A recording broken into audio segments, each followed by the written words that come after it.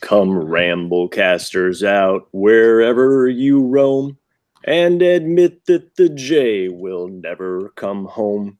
Here comes Nick and Matt, sure there's Jack, to talk about truths that could never be facts.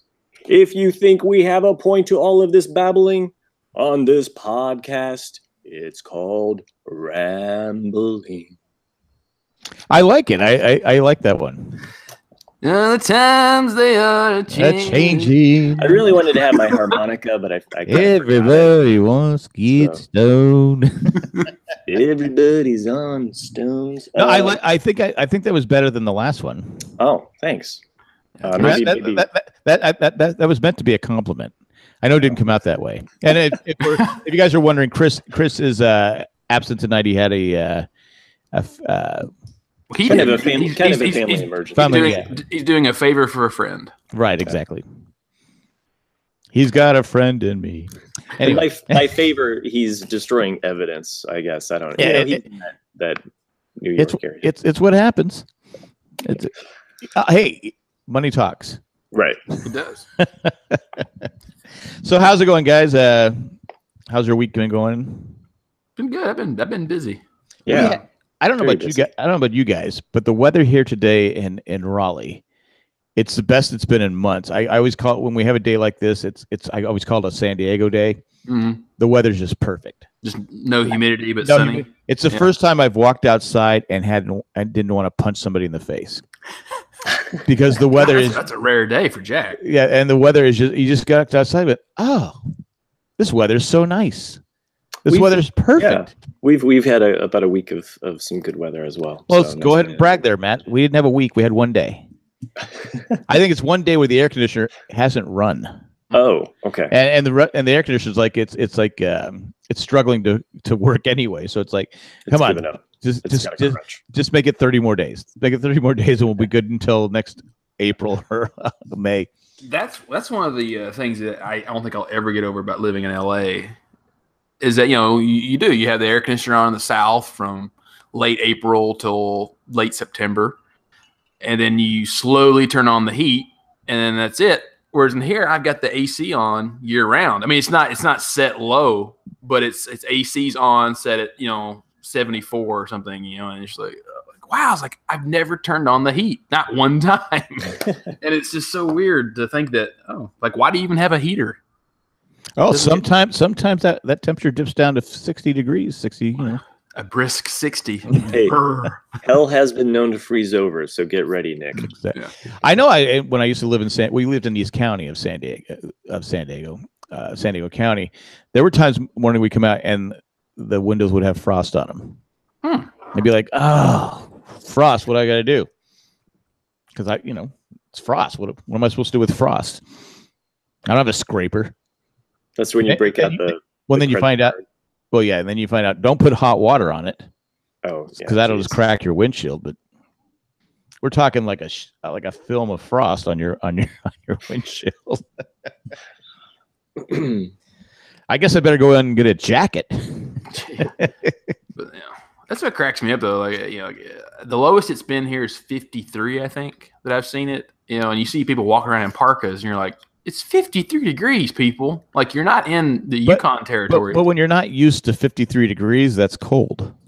I will say that when you're in the thick of summer too, and you go into certain places, the air conditioning is so cold that you almost have to have like a light jacket or a sweat, like a hoodie or something like that, just to. So I do love that, like how compared to Europe, we're the exact opposite. Whereas it's freezing inside and hot outside in the United States, whereas it's hot as hell inside in Europe and fairly cold outside. Well, they don't believe in ice either. But it makes sense. I actually like that. Do you believe in ice? Is it a religion? I don't know. It's like anywhere we went, it was like, hey, can I get some ice with this? Well, I mean, and they look at you like. Well, and then we found out because the water was it you telling me, Matt, or Nick, that someone told me that the reason they don't really do ice is because the water is crappy. Yeah. So they don't want frozen poison. Yeah. Huh. I mean, they think about it. Really, when you get a soft drink at a fast food restaurant, it's already cold anyway. So why do you need the ice for if you're going to drink it and eat it within 10 minutes? I like my drinks really cold. Oh, freezing cold. God, you spoiled American. Yeah, gotta have some cold. I think and like I said, they like the seltzer water. Probably water with gas. Water with gas in it. Yes. Do you want gas? Well, no, I don't want gas. I don't want gas, but I go. Is that a requirement to a lot of people in Europe? Go, yeah, give me some gas. I like my drinks to have like an ice layer on top, then the liquid layer, and then right below there's the gassy center. So that but then they have such great bread that you're like, oh, I really can't. Okay, I can deal with some warm water because the bread is so, the croissants and stuff are so nice. But yeah, that yeast goes back a long time. It does. Some ancient yeast there. Anyway, so the weather is just perfect. I mean, literally, I don't have my air conditioner on. The window's open today. The windows are open. I almost forgot how to open up a window because the last thing I want to do is open up the window and let all the heat come in. It's like the movie Backdraft. Fill it, it's hot. That's a movie I watched in a long time. Good one though. Excellent movie with America's favorite actor, Kurt Russell. I know. That's what I'm not sure if I said that on the podcast or not. I know me and Jay talked about it probably at Comic-Con. It was that was my issue with the Guardians of the Galaxy Volume 2. Even though it was a pretty good movie, I couldn't get over Kurt Russell being the bad guy. Sorry, spoiler alert. I haven't seen it yet, but go ahead. Yeah, and I mean, have you seen Escape from New York? A long time ago. He's the bad guy. But that's like I don't like Kurt Russell being the bad guy. This is like he's the bad guy, but you're rooting for him in Escape from New York. Right. And so I mean, like as long as you're rooting for him, it's okay. It's kind of like Butch Cassidy and Sundance Kid. They're the bad guys, but you're still rooting for them. Yeah, because it's like even Shawshank. Yeah. Yeah, exactly. You're really, Yeah. Oh, it's like remember when like Red admitted he murdered someone. Right. Yet we like him. He's a good guy, and it's the same as like when Clint Eastwood made those two World War II films at the same time. Iwo Jima, and there's the other one, but the one that's in black and white that's about the Japanese, from their point of view. Like it's so funny because you're rooting for them because they're the main characters, and like when you see Americans come around and like they're about to kill the Japanese soldiers, you're like, no, you're like, oh crap, I'm rooting against America. Yeah, so it's so weird. Well, that's the problem I had with the Americans. The first season, I'm rooting for the Russian spies, but then they kind of went to a dark side in I think it's season 2 or season 3, and I go, okay, I can't root for these people anymore.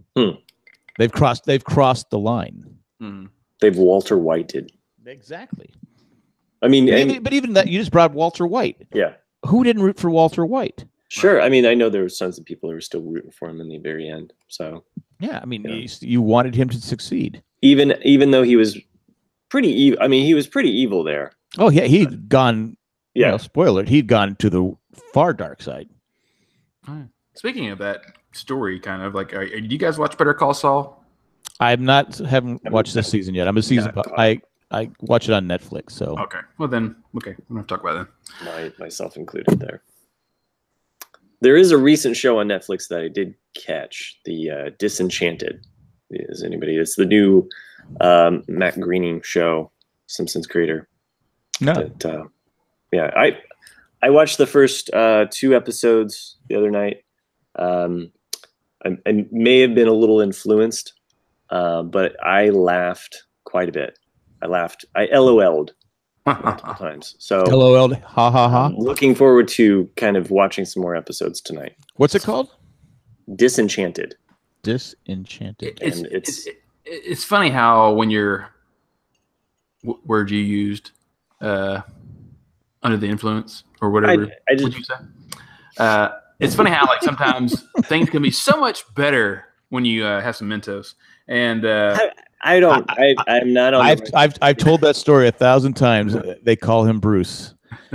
I told everybody when I went back to Sony, you got to see this movie. It's the funniest damn movie. So everybody went and saw it. They go, that movie sucked. You should pay me. You should have to pay for my ticket. So I go, what are you talking about? So I went and saw Mentos free. Yeah. I go, man, this movie sucks. I had that experience with Ace Ventura: Pet Detective 2. Oh, yeah. Yeah. Okay, I was gonna say I- first one. Come on, First man. one's What are first. you talking Yeah, about? yeah, but I think I was with my girlfriend at the time. Maybe there was some edibles involved. But Your current wife? no. Okay, so This was a long time ago. You wanna when talk it about first this? came out? Okay. okay, I thought it was like recently. The one I remember. Yeah, we went back to the movie to see it. Hey, let's just watch Pet Detective 2. No, in the theater. Well, sometimes as- they show classic movies.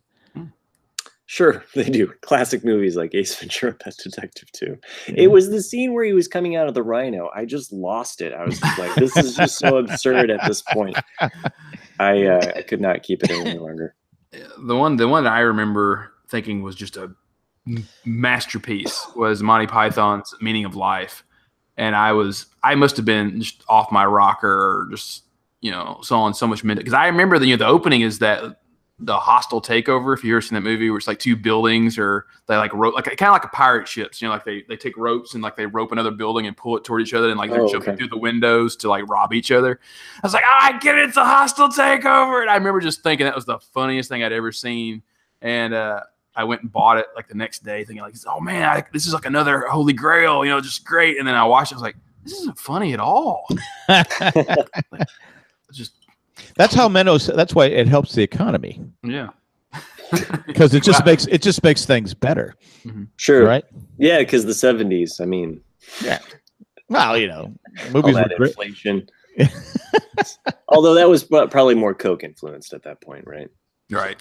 Well, so yeah, was it Steve Martin's "Let's Get Small" album? Oh, Life could be so much better if you just had a banjo. Death and greed and sorrow and murder. Dun, dun, dun, dun, dun. Hey, Steve, your house is burning down. Dun, dun, dun, dun. If you haven't heard that, it's. I listened to that about a year ago, and it's still funny.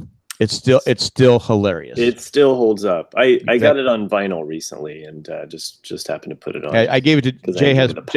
Jay has my album, but it's hilarious. He's one of my favorite comedians of all time. He's hilarious. Hilarious. But you're talking about Netflix shows. I watched a show, The Last Kingdom. Have you guys seen this? I've heard of it. It's about this. It's about the start of how England became England. King Alfred back in 892 or something like that. It's before. Before the Norman Conquest. Exactly. They're fighting with the Danes, the Vikings, and stuff like that. Yeah. And the only problem I have with the show, I have two problems with the show, and I don't have the actors' names in front of me. But the lead actor who plays Uhtred, he's just too darn pretty. He's just one of those guys you look at and go, all right, you're just too pretty. It's funny. But then when you see them years later, and it's like, to me, it's like Orlando Bloom. Like, in the early 2000s, he was everywhere. He was in his mid-20s, and he was, a good-looking guy. Well, then he got beat up by Justin Bieber, and he hasn't recovered. Did he really? Yeah, they got in a fight somewhere. I didn't know that. But like now he's in his 40s, and he just, not that he's ugly now, but it's just like, oh wow, like you're looking old, You're just like me. But there are guys like that, like a Rob Lowe who doesn't, he's still pretty, and you sit there and go, come on, what have you done? I mean, who have you sold your soul to? But no, this guy, I know the actor, but I'm gonna be blunt. Alexander Draymond. Is that who it is? He's just pretty. I mean, it's just nothing else. But it's and then the other part is Jack's new man crush. I'm just saying I really like the show. It's really good. But the only part is I always skip the intro because his name is Uhtred, son of Uhtred. His dad's name was Uhtred, and so I'm Uhtred, son of Uhtred. I go, okay, why do I have to know this every single time? Every single time I gotta know you're Uhtred, son of Uhtred. It's like it's like is your mom name Uhtred too? And we just go Mama Uhtred. I don't get it. I guess it's like what my name's Daryl and this is my brother Uhtred. My other brother Uhtred. It's like my name is Jack. My dad's name was Jack. But I don't go I'm Jack, son of Jack. I just go I'm Jack the Second or Jack Jr. or something. Because you'd be known as Jack Jackson. Exactly. Well, he called me. True. That is very true. He called me Jackson. So, but it's I just it has a little thing now on Netflix where you can skip the intro. I skip it because I can't stand I'm Uhtred, son of Uhtred. Is Dude. this like an opening monologue that happens in the show? Like No, he does. They recap what's happened in the episode. Okay. And to be fair, obviously I'm binging it. So I mean, it's Netflix. Who doesn't binge a show? I mean, I was watching like an episode. It's like 2 seasons, 8 episodes each. But I really enjoyed it. I thought it was good. My son-in-law, one of my son-in-laws recommended it, and I said, I like it. It was good. Again, though, he's got a few scars now on his, but I think even one of the lines in one of the episodes this season from one of the guys goes, yeah, even his scars are pretty. That was the thing in the episode. I mean, you're looking at him, Matt. You saw him. Is he a pretty man? Yeah. I mean, he looks fairly attractive. I haven't seen him act, so I'm still holding. He's Uhtred, son of Uhtred. Well, the premise is his dad is Uhtred. a lord. Uhtred. Yeah, his dad is Uhtred. He's got a different name. He's got a different name. His brother dies. I think his brother's name was Uhtred, so they have to rebaptize him and change his name to Uhtred. Well, the Danes come and they capture him and take him. So he's raised by the Danes. Oh, the Vikings. So he's got both Great Dane and exactly. There you go. Very good. I'm picking up on this show as you describe it. But I give it 4 thumbs. I'll give it 4 thumbs. It's an interesting that period of time is interesting for England because they were Celtics for so long, and then you have the Vikings come and just do raids for centuries, but they never really conquer England.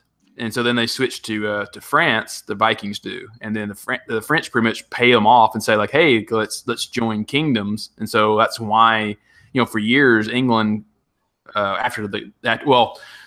basically you have Vikings in northern France, and then eventually they just go, "Hey, we're going to conquer. We're finally going to well, it's 2 things. They do conquer from the north finally, and then after that settles, then the Vikings that are now in northern France decide, "Hey, we're going to invade too." And so that's why northern France was always considered to be a part of England for so long. But it's just like, it's just Vikings. And it's like, what happened to the native English people? Which I think that actually became Welsh. Is like why it's different than the rest of the country. But I don't know. I don't know enough English history. But I think it's funny though. You sit there and say because King Alfred he wanted to make one England. Mm-hmm. Like you're saying, but it's so spread out. And there's only so many men. There's only so many men that are fighting. How do you? But he gets some of the Danes on his side. Anyway, I enjoy it, and I give it a thumbs up. Okay. It doesn't, and people are worried about the sex. There's not a lot of nudity and sex in it, so. I wasn't. Was that a concern? Someone was worried about it. Some people get upset by it. I mean, I know people don't watch Game of Thrones because of that and other things. Oh, okay, sure. I'm just throwing it out there for the. It's funny because growing up, you have that you have those memories of watching a movie and all of a sudden a boob appears and your mom covers your eyes and you're like, what? It's just a boob. I want to see the boob. And then as you get older, you're kind of like, well, half the population literally has boobs. Like, why am I offended by seeing a boob? Well, see, growing up, we didn't have that luxury. We didn't have boobs on TV. I mean, we had they were covered boobs, so right. We didn't get that. Hey, there's boobs on TV because we only had 3 channels and they had rules back then. Mm-hmm. You had the Family Hour. I think was from you couldn't even have anything. You can have PG after sleeping in the same bed. You couldn't. No. Right. Look at Lucy and Desi, and then by the time Cheers comes along, Laura and what's it? Yeah, Cheers. Yeah. I mean, I've been watching Cheers reruns with my wife, and yeah, by the time Cheers comes around, it's like all of a sudden, bitch can be said on TV. Yeah, no big deal. I remember that being like, whoa. I'm sorry, Laura and Rob from the Dick Van Dyke Show. Oh yeah. I drew a blank on Rob. Somehow Laura I could remember, not Rob. Oh, Rob. Rob Petrie dish.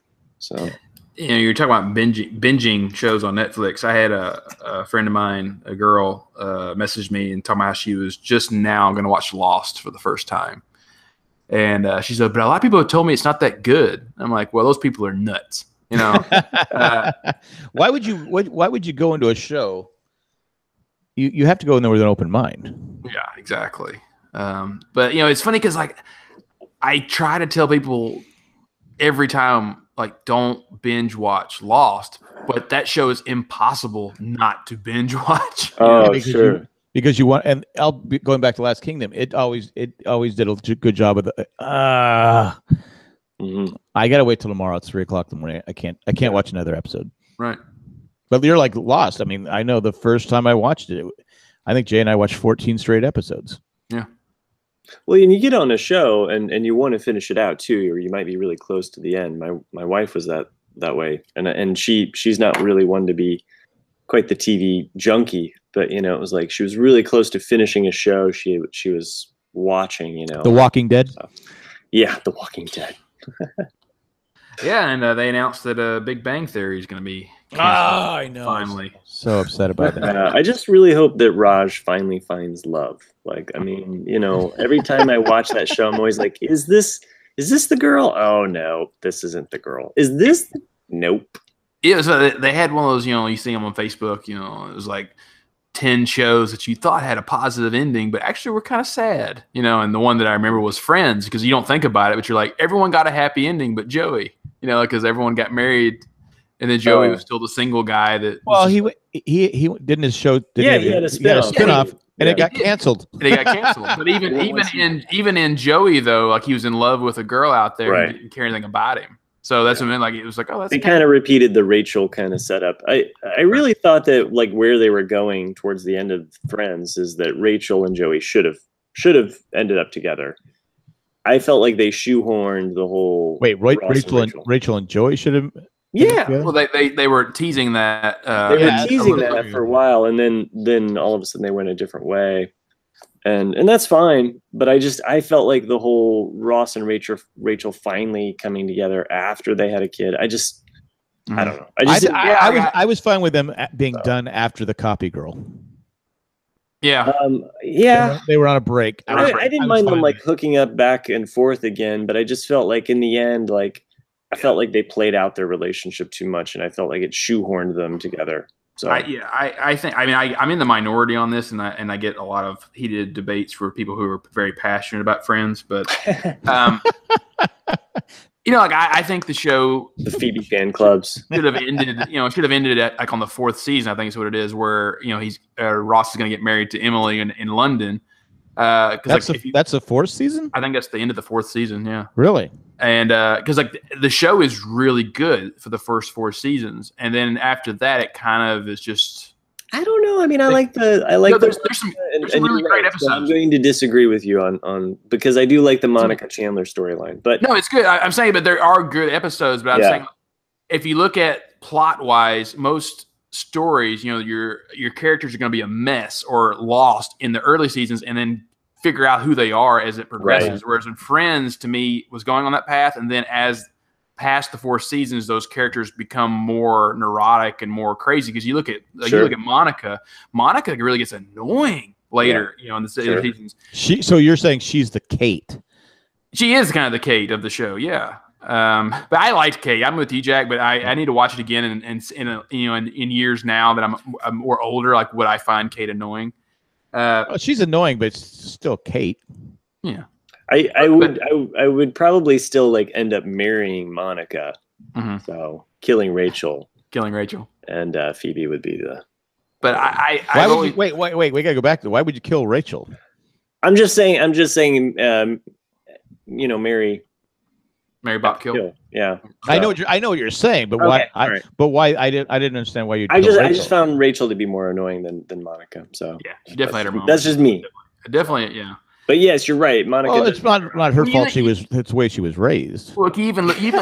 I like how you're in Team Rachel, right? Is that what you're saying? Well, no, I'm just saying. I don't understand why you're so quick to kill her off. I gotta kill Rachel. She aged well. She did, but she's good at serving coffee. Okay, maybe not. She just annoyed me, so I probably the most. Gunther liked her. Yeah, poor Gunther. But that's the thing. That's the thing with Ross. Like you even look at Ross. Ross in the early seasons he's not happy because, you know, his wife becomes gay, you know, and he's worried about his marriage falling apart and how he's going to raise his son, things like that. But he is the one true professional of the group who has a great job and has at least together in terms of life. But then as the seasons progress, he's the one that you're like, man, Ross is really screwed up. Like he's just in.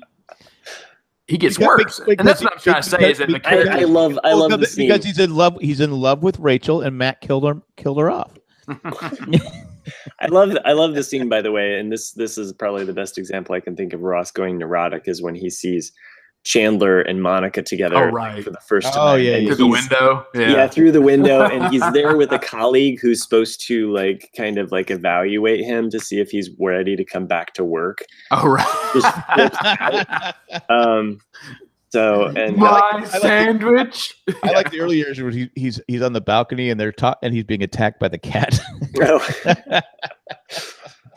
But to finish my main point though is that I felt if you really wanted to have just a solid 4 seasons of like, oh, this is a great show, you would have ended it right there when he gets up and he said, you know, he didn't even have to say, I take thee, Rachel, but you could have Rachel just come into the wedding and be like, stop it, you know, and then that's because he always loved Rachel. But it was a moneymaker. There's no way. It was a great show for its day. You know? Well, it's funny because I had said at one point that it didn't live up. It didn't hold up, but I've been kind of watching it off and on. And I'll have to correct myself. It is still funny. Yeah. Their episodes are because my oldest daughter, she watches Friends like I watch MASH. Mm-hmm. I mean, she knows it word for word. I mean, she's watched it 1,000 times. And we were over at her house the other day, and we were watching it. It was the one where Joey doesn't share his food. I love that episode. And that's towards the end. I mean, that's the last season where Chandler and Monica are trying to adopt a baby. Oh yeah, that would be the last one. And it's hilarious. And the first one was where Joey had ditched the girl, but the girl was the one that was in charge of the adoption. Oh yeah, that's right. They're trying to keep him out. So yeah. So I apologize. It didn't hold up, but I was laughing. I mean, I was literally laughing. So I was. It's still like I said. It's like a lot of shows went on too long, but it was still funny. Yeah. I mean, it's hard with those last seasons because you know. And I wouldn't kill Rachel. just saying. All right. Who would you? That's tough between the 3 of them. I know. Right. I mean, Phoebe. How do you not like Phoebe? Well, that's I mean. Like Phoebe would probably be the best one to marry because she's so laid back, even though she's a bit nuts. Oh, she's probably a bit nuts. I'm way too much like a Phoebe, so that's why I could not marry her.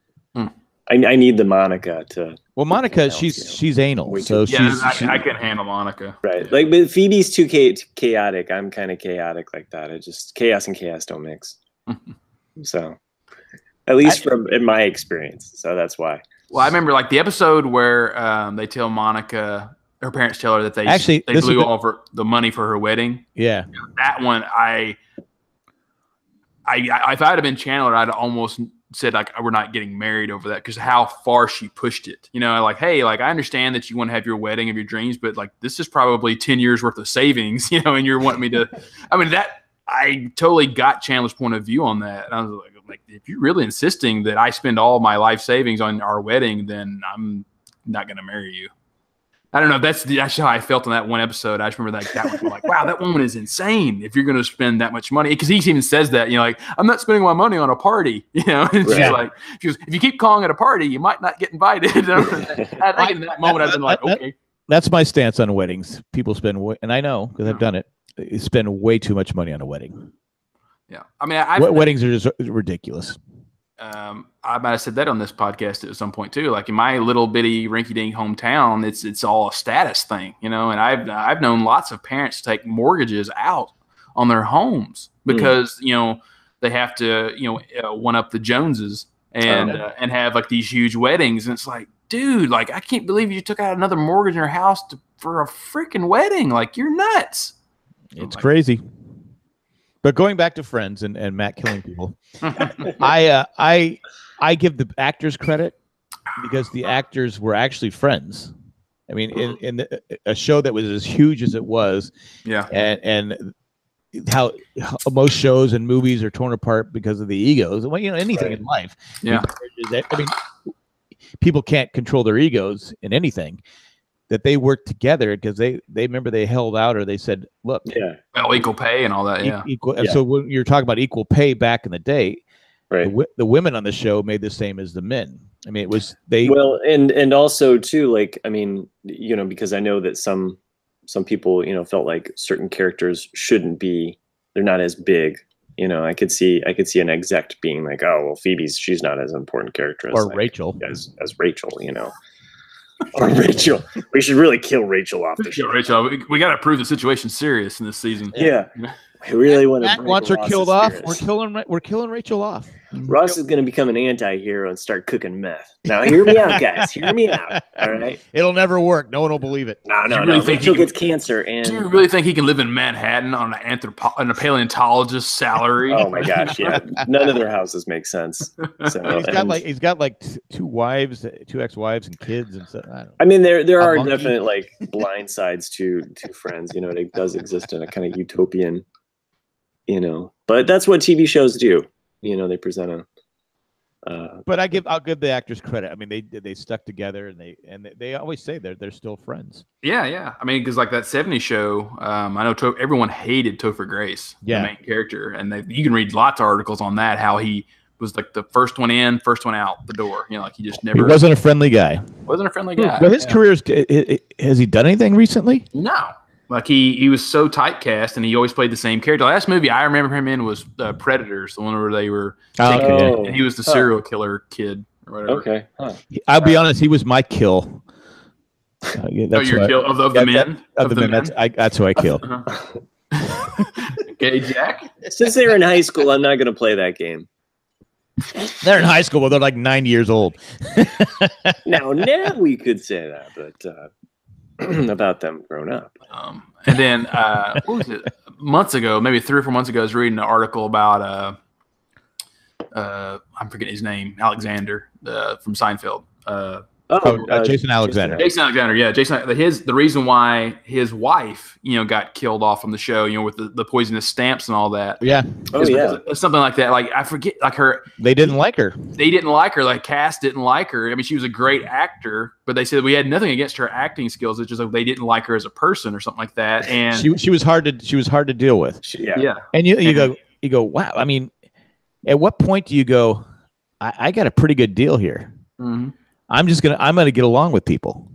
I'm on the #1 show in the world, and it's got probably good residuals and stuff. I'm sure she still gets a check. But I'm on a show that people love. I'm gonna get along with these 4 people. Yeah. I mean, How hard is that? it's hard to say what was going on in some people's lives at that time too. All right, You she's know? my kill. Well, considering like there's really only one primary female on Seinfeld. yeah. I mean, there's Elaine, and then there's Well, there's the string a of revolving door for Jerry. Well, it's like Terry Hatcher, who's the real and spectacular, was on Desperate Housewives, and nobody liked her. Right. She wasn't likable. Yeah. I don't. And it's like it seems like Sex in the City, like Kim Cattrall, which I tend to take Kim Cattrall's side on most of the arguments I've read about between all them, because I don't know. Like Sarah Jessica Parker always seems like a nice person, but from what I've always read, that she's the one that's like, oh, I demand more money, and it's kind of more about her than the rest of the cast. And Kim Cattrall's the one's like, well, we agreed to this, and I don't know. Yeah, I don't know. I wasn't there, so. Yeah. All right, Matt. Which one do you kill? For which show? Sex in the City. Sex in the City. Oh, I don't know, but Come on. I don't know. But I know who I'd probably marry, which would be Kim Cattrall. Kim Cattrall's sexy. She was sexy when she was young. She was sexy when she was older. Like she was I watched a lot of Mannequin when I was in my youth. exactly. It's not like Mannequin and then Porky, Porky's, yeah. Mhm. which Yeah. is a great movie. I'm sorry. I'm just So you're not gonna kill any of them all. You're not gonna kill any of them. probably Sarah Jessica Parker. Yeah, Okay. she broke Matthew Broderick's heart, and I just Flight of the Navigator. You're like, come on, you didn't like that movie. Wait, aren't they still married? I think they are. No. Oh, They're okay. not. I thought they always got a thought they were. divorce. Maybe No, I thought they're still married. I don't know. I can never tell because she's so long in the face. We were only doing a live podcast right now. We get so many answers. That's where you need Chris, because Chris is always Googling while we're constantly. They got divorced in 2003 because he was humping the babysitter. Probably. I think that sounds about legit. So. It's like Arnold. It's like, I like the babysitter. I can't do Arnold. Sorry. Stop. No, I don't think I think they're still married. Oh, okay. The babysitter was what's his name, Ben Affleck. Yeah. I can never tell, what hush money is important and what hush money is not. Is it legal, not legal? I don't know. I don't know. I mean, what is? And what is the definition of is? Yeah. Exactly. If somebody wants to give me money to keep quiet, I'll do it. I don't have anything to keep quiet about, but you know what? I'll do it, damn it. I'll do it. So for anyone listening, all you have to do is become a subscriber to the Jay and Jack community for $1 a month. The sad thing is we had that thing where Chris posted something last week. And I said, I'll tell you guys, if we get up to 5,000, I don't think anyone even offered $1. Oh. So nobody cares what Chris had to say. And I thought it was hilarious. I don't remember it. So apparently I didn't care what Chris Oh, you come on, think about it. You remember. What did I say? What did he say? Well, I can't say it. Oh, we're not up to that. Yeah, okay. Yeah. If we got up to 5,000, I would say it. But no. Anyway. Anything else going on? The password is. I did have one other thing to say, and I'm questioning saying it because I don't want to take any heat for it. Oh, come on! This is the Ramblecast. We can ramble it. So I'm going to say it. Okay. I'm having some help done for some things, and they said, "Yeah, you'll be getting a call from an Agnes." Okay. I said, "Oh, okay." So Agnes, not Agnew. Oh, right. So I'm like going, okay. I go, wow. I'm thinking, okay, this person's going to be like in their 70s. Now before I'm just assuming that if you're out there listening to us and your name is Agnes, or you know someone young named Agnes, I apologize. It's just I don't think I'm old. Yeah. I don't think anyone named Agnes. It's just I thought it was a name that had just was an older name. The only like a Mabel or right, a Mabel. I can only think of like maybe a one Agnes that I've ever heard of, like, and it would have been from my grandmother talking about like, well, old Agnes she's a hag, blah blah blah. Well, Agnes from Bewitched was the busybody. Oh yeah, that's right. Because that's what my sister calls my mom. And I got 3 sisters, so it's up to her to figure out if she's listening, who figure out who it was. But anyway, so I get this call today, and so it's Agnes. I go, and she goes, I go, huh? And she goes, what? I go, oh, nothing. She sounded like she was in her 20s. So I'm like, am I wrong? So the whole time I'm thinking, God, this person, there's no way she's named Agnes. But my wife goes, maybe it's a family name. Why do you have to be that's why we have bad karma. I go, I'm not saying it to be mean. I go, how many people did you know named Agnes growing up? So if you're named Agnes out there, I'm not saying it to be rude. I'm just saying I thought it was a name that had been, it just been pushed away. I guess it's making a comeback. I don't know. Well, it's like, Desiree, our friend down in Pensacola. She had a daughter, 2 years ago now? 2 or 3 years ago? Something like that. Yeah. I mean, and she's the cutest little girl. And I remember when she named her Astrid, which to me was like, oh, that's a name you don't hear anymore, which is actually a nice name. But then in the back of my mind, because I'm such a pop culture junkie like all of us are, I immediately went to The Office, where there's a little girl named Astrid, and all Michael can say is Astrid. So it's like he can never get it out. He just keeps saying Astrid all the time. And Astrid. And I didn't want to say anything or besmirch Agnes as a name, but I just keep thinking of it in my mind, and I keep flipping the N and the G around. I keep thinking of Angus. Yeah. So, I'm getting hungry every time I hear it. Agnes. It's like, Angus. No, again, I don't know all the listeners, but named by first names. So if you're named Agnes, I'm not. It was not rude. I'm not trying to be rude, but it's just one of those names that you just. I mean, Well, you watch old shows and you hear names, you go, "That's a name you haven't heard," like Hazel. Oh, that was my grandmother's name. Actually. Really? Yep. Oh yeah, my grandmother's name was Martha. You know, like you don't hear Martha much anymore. Actually, I think I had a relative great grandparent was named Hazel for some reason. That's just coming back to me. I don't know. Come on down to Angus's Angus Barn. Agnes's Angus Barn. Trying to think of how you could put those together on a sign. All right, Agnes, kill or did you kill her off, Matt? Wait, I don't even know her yet. Okay, I'm not making a judgment call. It's only for TV shows. I shouldn't have even brought up the whole thing, but I thought it would be kind of a fun kind of. Well, I'm just saying, like everyone out there who's we never did say. Yeah, nobody ever did. I revealed who. But you said you'd kill, but you didn't say. No, I said I would marry Monica. Monica, you know, and Phoebe would definitely be my F. But I'm just saying Matt might have lost his fan favorite status with killing Rachel. Yeah, I mean, I may have lost my fan favorite status just for murdering Bob Dylan's, smirching his song, making fun of Angus's, and then being a womanizer here on the show, talking about Phoebe. No, I mean I could marry Phoebe. I mean I definitely would, but I just feel like Phoebe would drive me crazy. Yeah, we would probably. She's just. I mean, then what if her sister came walking in, and you didn't know it was her sister? You can't tell the difference. Come on, Jack. I mean, you can't. One of them's got a mole. What's his name? Couldn't Joey? No, not Joey. It was who's the guy that was married to in real life? What's his name? Oh, I didn't know that. Arquette. David Arquette. Oh, David Arquette. Yeah. He couldn't tell the difference in that episode. Remember? I got divorced too. Yeah. Yeah. Oh yeah, they did get divorced. I can confirm that.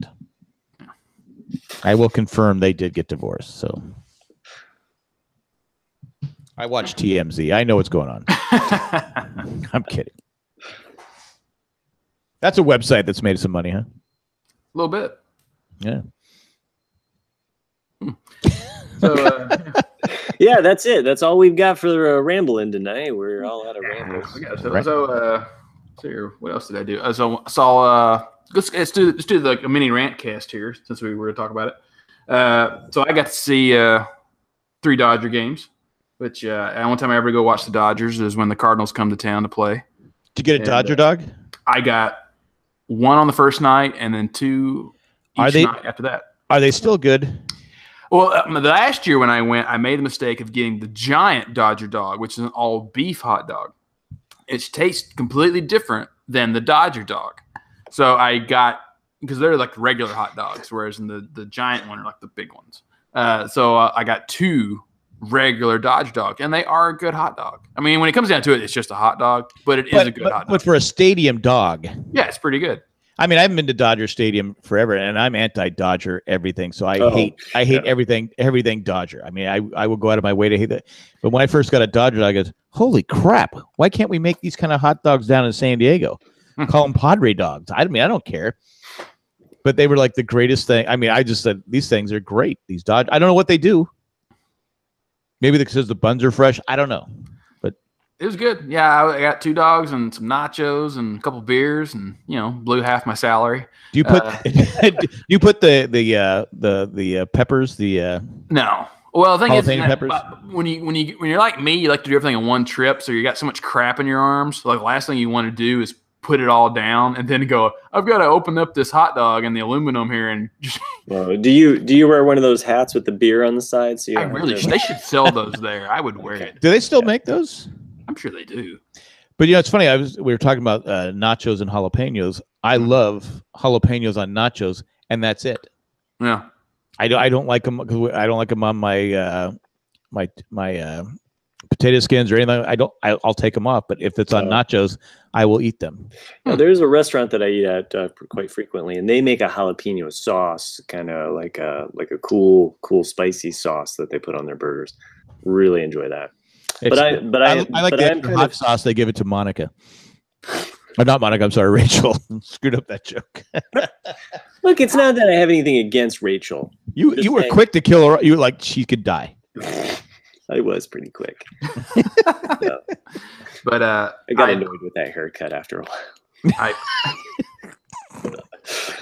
I posted a video on the Patriots page of these two baseball announcers commenting on, it was probably 8 to 10 sorority girls. It was the Diamondback announcers. Diamondbacks announced, yeah. And they're all on their cell phones the entire game. And taking selfies. The duck face, yeah. Taking a picture with the churro, taking a picture with the hot dog. To be fair, the churro, I love churros. I had never had one until I moved out here. We didn't really have them. Yeah, they don't have them out here now. Yeah. But it's just funny because it was like they never. Like, the funniest bit is probably a minute into it. There's an actual hit into left center field. And the guy gets it's just a single, and then they immediately cut back to the girls, and he's like, "And no one noticed." But it's also dangerous. Yeah. Oh, yeah. Oh, definitely. You have to pay attention. You hear that crack of the bat. You're looking around. Where did that ball go? And it was funny. Like one was wearing a Cardinals hat. I did notice that. But this was my rant on it though. Was that I didn't, because after I saw the video, I was thinking about the same thing. My first game, which was Monday night, I don't get it because I saw so many people wearing other teams' uniforms, and it wasn't even for baseball all the time. Sometimes it was for soccer, sometimes it was for football, and you're like, why are you wearing a Patriots jersey to a baseball game? Or why are you wearing, exactly like you're saying, like that girl was at a Colorado Rockies game. Like, why are you wearing a Cardinals hat to a Colorado Rockies game? It makes no sense whatsoever to me. And I just want to walk up to those people like, you realize they're not playing right now, right? So why are you wearing it? I get your argument with like people wearing soccer or football at a baseball game. Mm-hmm. But I think as long as you keep it in the sport, it's okay. Because I've told the story. I went to a Charger. Yeah. I went to a game in Carolina against it was the Vikings and Panthers. I'm wearing a Charger gear. Mm-hmm. And everyone's going, F the Chargers, F the Chargers, F the Chargers. I go, I finally stopped when I go, you do know we're not even in the same conference. You do know that. Yeah. But that's Carolina fans. Like representation of the team that you like. Like, hey, I like the sport. I'm gonna hear it be. Maybe I'm not rich like Nick, and I can't afford every hat and every jersey of every team in baseball. Yeah, you should see my closet. How much sports gear I have. I used to have a lot. You did spend part of your salary there, So I assume that you bought like a bomber jacket and like a leather talisman and a compass and a whistle slide thing and a. Well, what was funny is the first night. I love it. Sometimes when you go to baseball games, they give you free stuff when you go through the door. Like, oh, you get a free bat tonight, or you get a free bobblehead. They used to actually give you the bat, but I guess there was too many people bashing heads later on. Yeah. You get a free hammer and a nail. Yeah. Have fun, kids. Well, free handguns. The first night I went, it was free Dodger beanie night. And so everyone got, in the South we call them toboggans, even though they're not a sled. I don't know why, but we call them toboggans. What the hell do people in Los Angeles need a beanie for? Exactly. That was my thought. They give me this beanie, and I look at them like, why would you give people a beanie in the one town you're never going to wear it ever? Like it doesn't even get hot. I used to insult Dodger fans by saying, what they should give Dodger fans walking is an oxygen tank because the air is so bad. Yeah, it actually looked soupy the other day. I hadn't seen it that bad in a while, but we don't trust the air you can't see. I mean, why is up America? Hey, you know what? Seriously though, in my hometown here, Franklin, Indiana, we've had some pretty just recent local news involving like air quality and stuff that wasn't disposed of properly, and so it's a big concern because of some old toxins that weren't cleaned up properly, and then some of it was actually exposing the air and just kind of emanating from the air, and some of it's leaching into the ground and affecting the water. So it's been a pretty big deal around here. So because it was close by a school, there were. What brought attention to it was there were two girls that had lived in the same apartment by two separate families over the years that both got cancer and died. It was a very rare cancer. And so the fact that it both happened in the same spot directly south from this So something happened back in the day. So well, they realized. I mean, so this has happened over the last couple decades. The families that were there, but yes, there have been kids though been diagnosed more recently. So it's been of concern. So it's been kind of going on. So yes, air quality is a thing. Even though you can't see it, doesn't mean that there's not toxic chemicals being polluted. Oh yeah. So anyway. Oh yeah, it took me. Total side story, but it totally made me think of what we've been kind of dealing with here. I mean, it took me months to get used to the LA air. I mean, I remember when I got to downtown because it's really polluted in downtown. Oh yeah. In my throat, it's they say it's cleaner than it used to be. It's a lot cleaner than it used to be because like all the public transit now is run by natural gas, which doesn't put out the carbon dioxide that other things do. And you can, most days you can see pretty clearly, but every now and then, yeah, you're like, oh, I can't see the mountains today.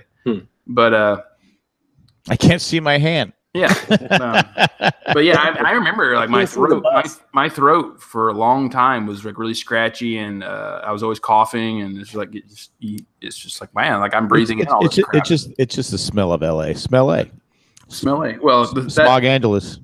That's what we just recently hired a new person, and are they young and stupid? Yeah, well, they're 24, yeah, and she's not stupid yet. At least I haven't.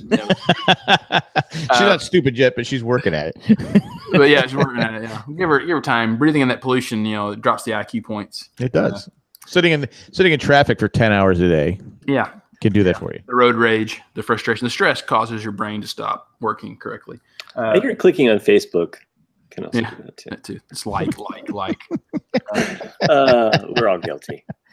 Like smiley face, sad face. But those are my favorite days, though, when the city comes by and bleaches the streets because there's so much poop, and urine all over the sidewalks that they just throw bleach out all over the sidewalks. And you're like, this is my favorite day because I don't have to smell dried urine everywhere. But I'd rather smell bleach than urine. That's Southern California for you. Bring out your dead. Yeah, exactly. I'm not dead yet. Well, you've been to Comic-Con and you live in downtown San Diego, and it's some of the most expensive real estate in San Diego, and the sidewalks are full of pee and poop. I mean, it's just because everybody has a dog, and there's people there that gotta go, and that's what they do. There's no water. Just pick up your dog poo. What's Deadwood's excuse? Come on, Deadwood. It never rains, so. And if you look at the end of the clip, and I've said this 1,000 times because I've been rewatching Deadwood right now. At the end, where the horse comes to the gem, and it's the water. What's floating in the water? It's poop.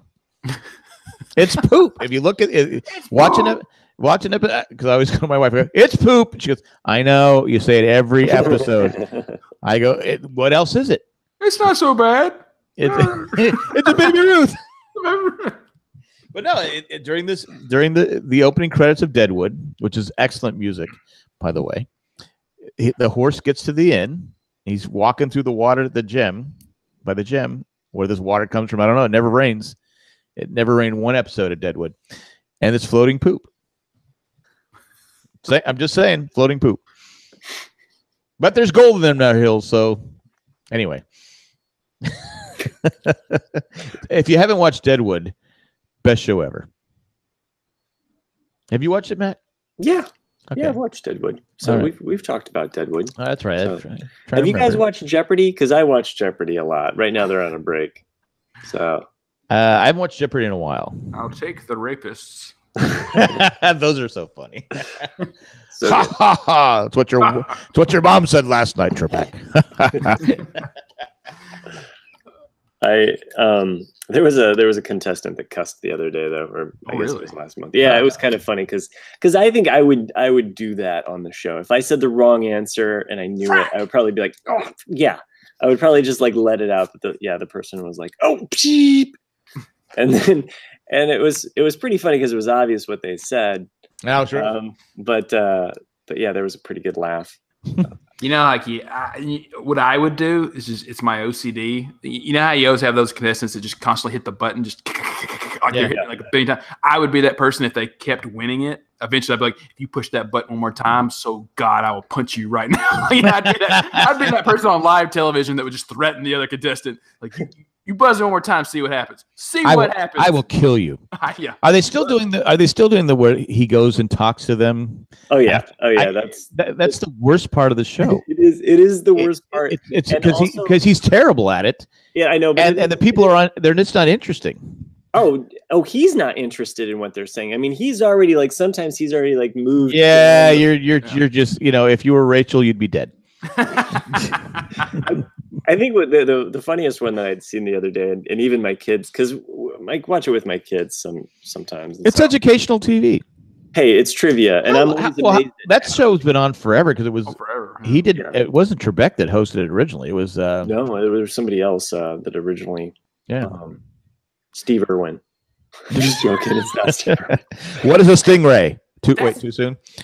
That's a really interesting too. Like, do you think shows like Jeopardy would, or like the Wheel of Fortune, if Pat Sajak just left, would Wheel of Fortune still be on, or would Jeopardy still be on? The original host of Wheel of Fortune was what's his name? Who's the guy that used to do the dating show? All the way back in 2 and 2. No.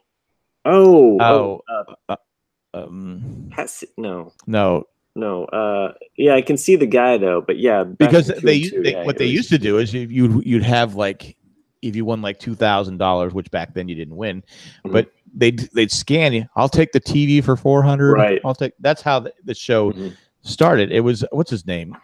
God, what is his name? I'll take the dinette set. Yeah, I'll take that and the tray of cups. Yeah, there you go. Take the pool table. He did the date. What was that dating? I used to love that dating show. Right. Blind Date was the. Was it Blind Date? I know you're talking about. I just can't know his name. I'm back in 2 and 2. Yeah, Love Connection, right? Love Connection. There you go. Yeah. What's his name? I see. Someone look it up because it's driving me crazy. All right, let me tell you. I'll let Nick look it up. I'm going to tell you Dating about Connection. Yeah. This. No, I think it was. Love Connection or Dating Connection? I thought it was Love Connection, but it could be Dating Connection. Love Connection. It was Love Connection. Yeah, it seems like in my mind I see those. The original Love Connection, because they brought it back. Okay, so Trebek's on there the other night, and he asked this girl her story, and she's like, he asked her like, "Oh, so I hear that you have a best friend." Because we're not used to any contestants having friends. Yeah. Andy Cohen? What's that? Andy Cohen? No, that's the new one. Really? What does it say? Okay, hold on. I told you. Oh, Chuck Woolery. Chuck Woolery. That's it. Yep. God, how do you forget Chuck Woolery? I don't know. I'll be back in 2 and 2. You know how many people have probably been screaming that for the last 2-3 minutes while listening to this? It's effing Chuck Woolery. Good God. Trebek would have known it. In the form of a question, please. It was Chuck Woolery. It was Chuck Woolery. This really sad woman. Really sad. Who was her name Jennifer Aniston? Yeah. No, it was Agnes. And I apologize if you actually do listen to this show. Yeah, there you go. Great, Matt. Anonymous, who had this great story about your best friend that you've known since 4th grade. Great, 20 years of a friendship. You know, I think all three of us have that put together. We've got 60 years of friends. You know, like come on, better story. So, you can tell that he was already checked out of her story and was already like moved on to the other person. Well, I've known Warren Taffy probably longer than I should have. So. That was her whole story. Was just that was just really? The fact that she had. It's like and what the worst part is. Really sad. When those contestants have been on that for like 3 or 4 days in a row. Oh yeah, they used up the best story of the first day. You just need to skip those people the rest of the time because their stories, literally, they're probably paying. All right, we need to. It's like that episode of Seinfeld where Jay Peterman bought Kramer stories. Yeah, they're probably having to pay. They're probably having to pay people. All right, we need to liven this up. So I hear that you're an executive accountant. What does what kind of job does that do for you there? I crunch numbers. So and I've only had a friend for 19 years. Hear that your wife and you went on a honeymoon to Mississippi. That sounds fun. Tell us about that. It was fun. It was a lot of mosquitoes. hot, sticky. We went to a casino. Yeah. Had one lever. Yeah. That's all it was. We both had a drink. Mm-hmm. We got pretty crazy. You and your wife have a funny, interesting story about how you met. Could you go ahead and tell us that you guys met at a disco? Well, we met because no one ever thought we'd actually find our significant other. We were too busy sitting at home watching Jeopardy. Oh, anyway. Now Trebek, though, he in the 70s he had a show called Gambit. Oh, with Ruby Lee. So he's been around forever. I don't know how old he is. Getting on up there for sure. Yeah, definitely. But my favorite guy though was Wink Martindale. He used to have a show called Tic Tac Toe. Oh yeah. Oh. Or it was a Tic Tac Dough, maybe. That's what it was. Tic-tac-toe, yeah. Mm-hmm. And I'm not saying Wink was stupid, but when they give the answer, Wink would go. He'd have to go. He'd look at the card. You're right. It's like sometimes it's like it was like because it wasn't like Jeopardy where the questions were like, like something you've never heard of in your life. They were like questions that are you smarter than a first grader? Oh, and so he's like, the sky is. The guy goes blue. You're right. But it was Wink. But he had great personality and he was great for the show. It's like my favorite gaming show. It only made it 2 seasons. Was called Beat the Geek, and it was on like around 2002, 2003, somewhere around there. And it was you were a contestant, and it was all just you had 3 people. You had a movie person, a TV person, and a music person, and then the 4th one was random. It could be a specialized thing, like landscaper. Yeah, well, no, that'd Sorry, be interesting. just throwing that out there. No, it could be something like I met my wife at a landscaping party. I'm the geek on The Simpsons. Like I know all Simpsons trivia, or I know all Star Wars, or whatever, and that's what it was. I noticed church shrubs. Yeah. I'm sorry. I'm back there on. No, you're filling in for Chris very nicely. What is a Japanese beetle? Bad for plants. Sorry. Yeah, it's true. Begonia. I wanted a petunia. Okay. I don't know if that really makes any sense, but if I had a catchphrase, that would be it. I like bushes, Alex. Oh man, I did watch recently. I did watch the Cheers episode. What is Cliff Clavin? And that's a great one. It is a great one, and I love the categories that Cliff gets. Like he gets like postal workers or like stamps around the world. And 3 people that have never been in my kitchen. That is his answer that he gives at the end. I do like when Trebek comes in at the end and Norm goes, "Hey, you're a stand-up guy coming in here," and it make me. I just stopped. I just stopped at the part. I saw, but I didn't know that was the only thing I could think of. Well, and Trebek does something that you rarely ever see. He sits with his back to the camera. He sits on the part of the bar that nobody ever sits at. Right. It's unusual. Like when it happens. Where they have the person sitting at the bar. It's usually a woman. Yeah. Sitting there, but they never do anything. Right. It's always an extra where you just see their back. But yeah. He sits basically next to Norm, but his back is to the camera though. But you ever notice that they're always cutting lemons? Yeah, always. Oh, huh. I noticed on the rewatch, I go either Woody, Coach, or Sam is cutting lemons. It's just something for them to do. Yeah. I did want to point out because I looked up this little bit of trivia the other day when I was watching that episode, but in Jeopardy. At some point, I think it was in the Tournament of Champions. I don't know what year, like 2005, maybe. They actually did the exact board that they had for. Oh, really? So they did all of those subject matters. I don't know how they did celibacy or what they did with that, but celibacy was the last category. But they did all of that classic. That's awesome. Board. Yeah. Remember, in season, I think it's season 2, Cliff falls in love with Carla's sister. Oh yeah. Oh, huh.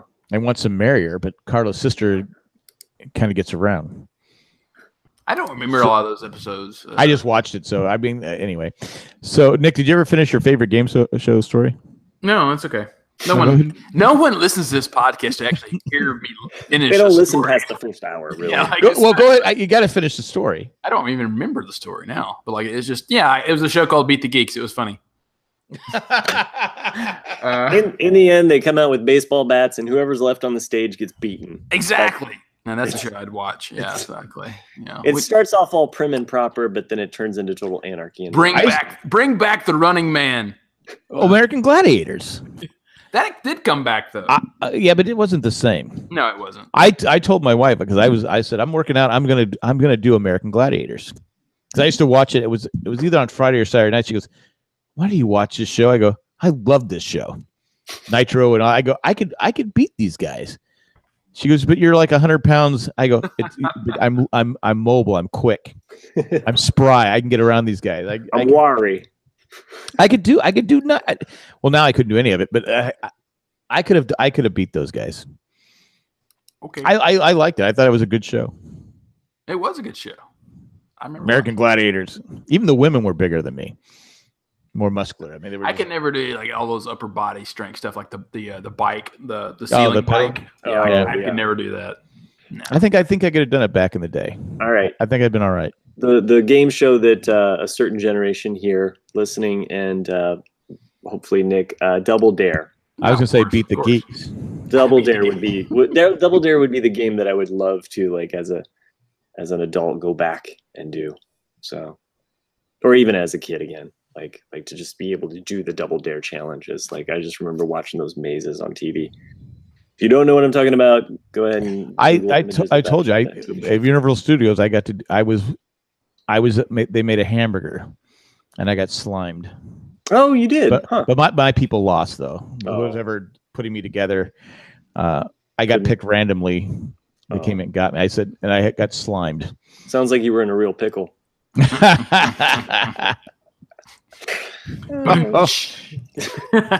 the easy jokes that you want to kill Rachel. Yeah. No, I just want Chris back. So I miss Chris.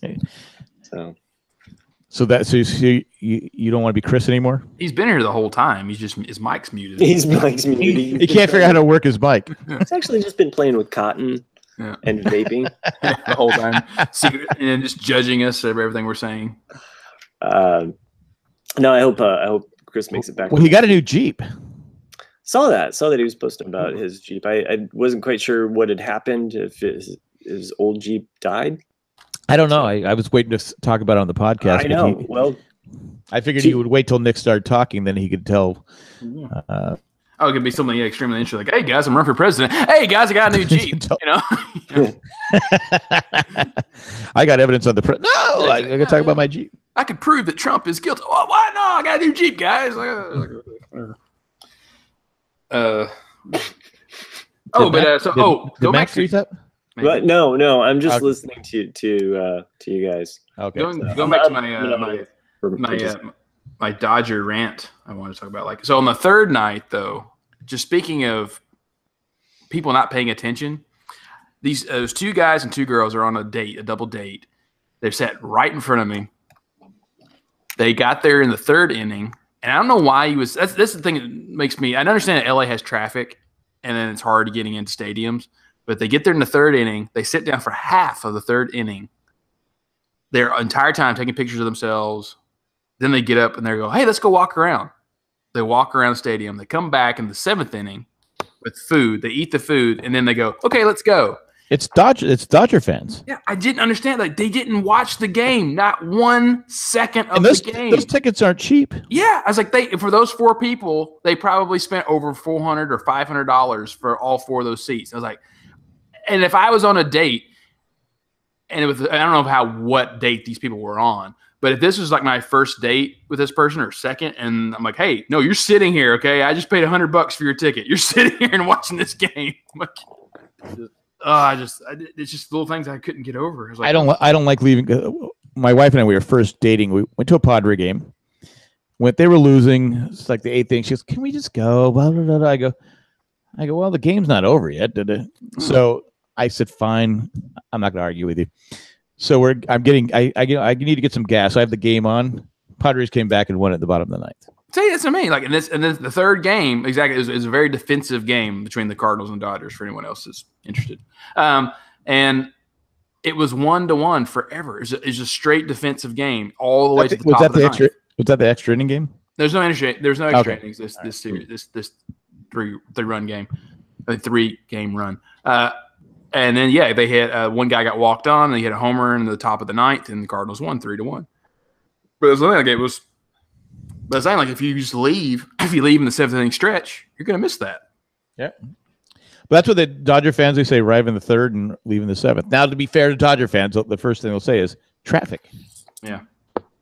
Because getting Chavez Ravine is a pain. Oh yeah.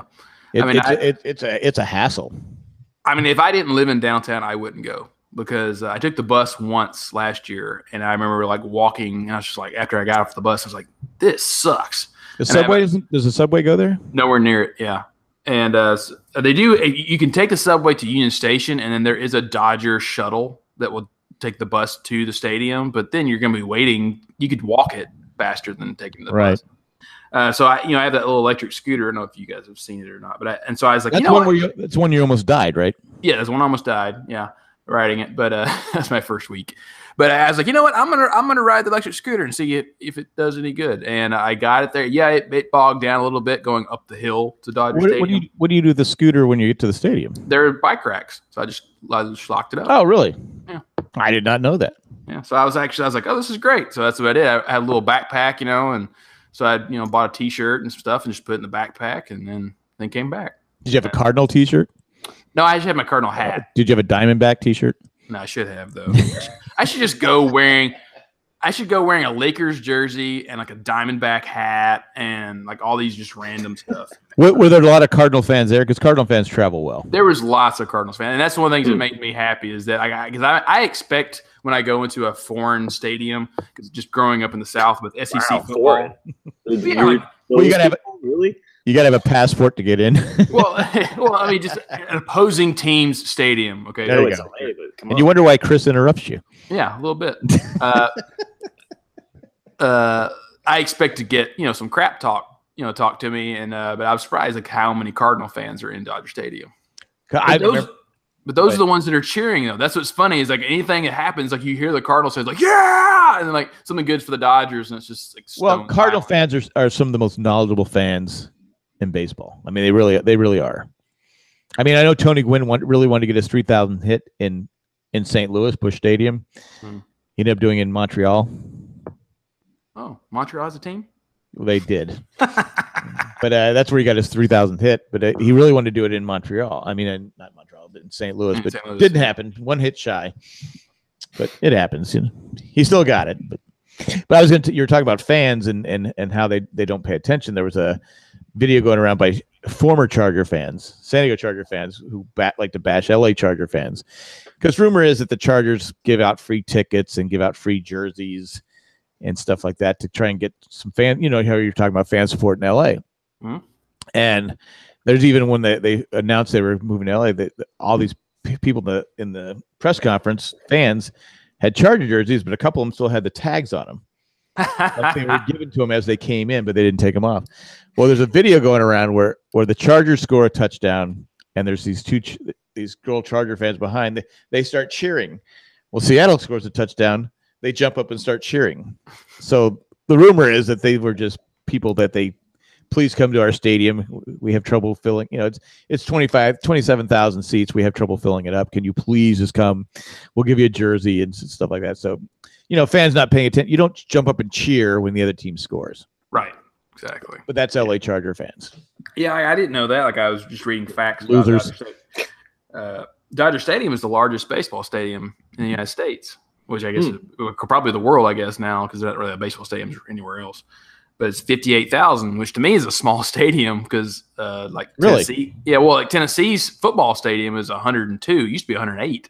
Yeah. And so I'm like, oh, okay. But I mean, it's a beautiful stadium, and it hasn't changed. This is the 60th year of the Dodgers being in LA, and I didn't know that either. I was like, oh, that stadium is pretty much the same as it was back then. You think there's people in Brooklyn waiting for him to come back? Well, that's something that also surprises me is that they still sell the hats with the B on it, and I'm like, oh.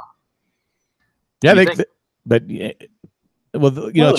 get money from it no matter what. They own it. I read one time that the New York Giants and the Brooklyn Dodgers were both going to come to were being courted to come to California. Mm. The owner of the Giants had his first choice of locations, Mm. and he chose San Francisco Mhm. over Los Angeles. And the Dodgers are worth a hell of a lot more. I mean, the Giants are worth a lot. Yeah. But the Dodgers are one of the most, in all of sports, one of the most Yeah. profitable, most, so you had your first choice, but you took San Francisco. Not that it wasn't a money loser, but I'm just saying if you had your choice, where would you go? I'd go to San Diego. Yeah, of course. But that's just me. That was the one person that I did see one girl wearing a Giants hat. And Really? And I remember looking at her and I'm like, now I understand any other team, but you're really walking into the Lions den wearing that hat. like they don't like each other. No. Well, Padre fans don't like Dodger fans, but Dodger fans really don't care about Padre fans. Yeah. Is what it is. You're the redhead stepchild. Exactly. What are you going to do? Yeah. What are you going to do? But yeah. But aside from that, yeah, just my usual. How many games did the Cardinals win? We swept. Oh, nice. Did you bring a broom out for the last one? I should have. I really felt that we were going to lose last night's game. I was like, because their second baseman was retiring, and so I was like, you got a guy. Yeah, I forget his name. He played for the Pittsburgh, the Phillies, not Pittsburgh. Philadelphia Phillies. Utley. Utley was retiring. Chase Utley. Chase Utley, yeah. And he announced he was going to retire, and I was like, oh, they're going to get a W for him. It's his last game. Or they obviously didn't care about him. Obviously, they didn't care. So no, you're just Chase Utley. It's not like he was been a Dodger for a long time. Yeah, just a couple seasons. So because he was with the Braves, right? Braves, Phillies. Was it the Braves? He was with the Phillies forever. Yeah. Then he went to because he was like, I think he was one of the. I don't want to say it. I'll stop. Okay. You can tell us after the podcast is over. You got orange juice. Oh yeah, and also with people who wear jerseys, I'm always curious because there was people wearing Koufax jerseys, and then I saw one guy wearing a McGuire jersey, and I'm like, do you really think that jersey's 20 years old, or do you think that jersey's 50 years old? I'm always curious, does he have that thing that long, and he just breaks it out for the games?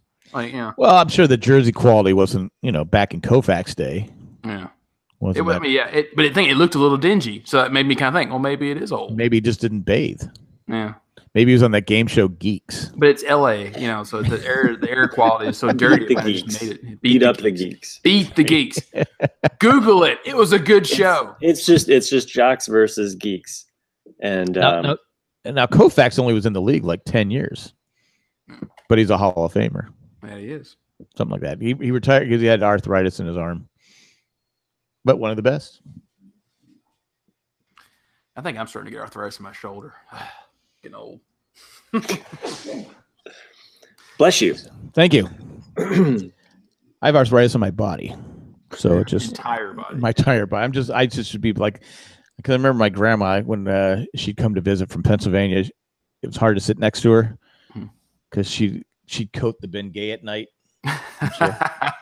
Come talk to me, Jack. I go, no. I'm good over here, Grandma. I'm good over here. I know I only see you once every 4 years, but you know what? I can't. Because I used to, when I was still playing baseball, adult baseball, I used to have to do that with my arm just to get, and nobody would sit next to me in the dugout. They go, you effing stink. I go, well, that's the only way I can play. I got to, I've got this wart on my foot. What are you 90? And now they have this stuff that doesn't smell, but they didn't have that back in the day. Right. Oh yeah, I had a neighbor. She was from Bangkok, and apparently in Thailand they don't use deodorant like we do. They cover themselves. What's deodorant? Yeah. Oh yeah, it's true. You probably don't know. Yeah. It's can be a scented or unscented Bengay. Oh, okay. Burns the armpits though. Yeah, a little bit. You don't want to put it in the jock area either. No, of course not. There's no cooling that off. That's what it's not a lotion to be used. That's what the gold bond's for. Yeah. That was interesting. People from California who never been to a humid place before, explaining what Gold Bond is to people. Like, oh, you've never used Gold Bond? No. What's Gold Bond? You put it in your nether regions for when you're sweating. I'm like, oh. Don't want to stick. Yeah. Dadgummit, Jack made me forget. Oh, Hey, so you changed the subject. no, you did. No, that was you. You changed the subject. So anyway, they don't use deodorant. They cover themselves when they get out of the shower. They cover themselves in baby powder, and that's what she would do. She'd come over every Wednesday night to watch American Horror Story with me. Or no, she wanted to watch it, so I'd let her use my TV. And it's just like, imagine, because you put a little bit on a baby before they put the diaper on. But imagine someone completely covered in baby powder. I just remember like going, I'm like, whoa! Like, it's like, you smell kind of good, but it's a little too much. And she's like, no, it smells good. I'm like, you're nuts. And she'd leave like a white stain on your on the couch. On your couch. A silhouette, It's like a powdered donut package. She was trying to leave a ghost image behind. She was watching American Horror Story, so I can only imagine. Did you get out the yellow crime tape and put it around? Well, that causes cancer though. Now don't they think that? Yeah, they've talked about that. How like talc. Yeah, the talcum powder. If you use it repeatedly, it blocks up certain pores in your body. Anyway, ouch. One thing that I and I'll kind of just end on my story. I guess I was ready to end the podcast, but if Matt wants to. Okay. Nobody wants to end on baby powder. So I'm kidding, Matt. Go ahead. Okay, so I learned something today about powders. Excuse me. It was called styptic powder. Also styptic sticks, which people use to if they cut themselves shaving. But in this case, this was my morning this morning. Fed the dogs, put them outside on our deck or whatever. Has a dog been? Have you been able to keep the dog in line? Yes, yeah. The dog's been fine after the whole dog napping situation and the dog terrorizing and the ransom notes and the who are you? I'm gonna find you. So people calling me up at all hours in the morning. I have a special skill set. Yeah. So anyway, this morning I'll give you a paper cut. Fortunately, did not have to deal with me going all Liam Neeson on somebody. But unfortunately, though, my dog, Mike, who is older, he has a hard time getting around as far as like seeing things. Like he'll run into stuff and he can't hear very well. Somehow, I think he got his toenail caught in one of he broke his toenail. Yeah. So my wife opens up the door to let the dogs in, and there's just blood all over the deck, just everywhere. He's not only is he bleeding, but he's walking in it, and so there's just all of these bloody prints everywhere. At first, my wife was like, "Oh, they caught an animal and they killed it." That's what OJ said. It was just a fingernail. It was just a fingernail. There's no proof, man. There's no glove. So anyway, needless to say, it put us kind of in a panic of where's the blood coming from? What happened? Found out that it was his toenail. In which case, styptic powder that they sell for dogs or a styptic stick. And it will stop the bleeding. Yeah, I was able to stop the bleeding before he passed out from blood loss. So. Because I bandaged it up, and then I had to go to the store to actually get one. And then by the time I come back, the bandage is all blood. There's just blood everywhere. And I'm like, at this point, I'm thinking, oh God, should I take you to the vet? But rinsed it off, put the styptic stick there, and kind of held it in place, and put the powder on it. And he's okay. How old is Mike? 14, I want to say, 14 years old. So, and he's a smaller dog. So he's getting up there. Yeah, we have a Yorkie that's 15. And it was yesterday. Or was it Tuesday? Well, Zach was here. Zach was here Tuesday and today. But he was just laying in the corner. I go, oh, he didn't die, did he? Oh my gosh. And I'm almost to the point where I don't want to have to take him to. Mm-hmm. I've had to do that with two animals so far, and I can't do it again. Yeah, it's really. I can't do it because when I had to do it. I had to do it with our cat Olive, who I put down about 3 weeks ago, 4 weeks ago, and that was really, really hard because I was the only one there, and I had to drive back alone. I didn't want the kids to go with, but it's like I took the bullet for the family. Like the rest of the family I got back, they're like, hey, we've already dealt with the grief, but you're like in a whole other place, Matt. And I was in a dark place for a whole weekend. It is hard being the one there. It is hard because I know we did it with our oldest when we moved out here. We had a dog, and he was 15, and he was just done.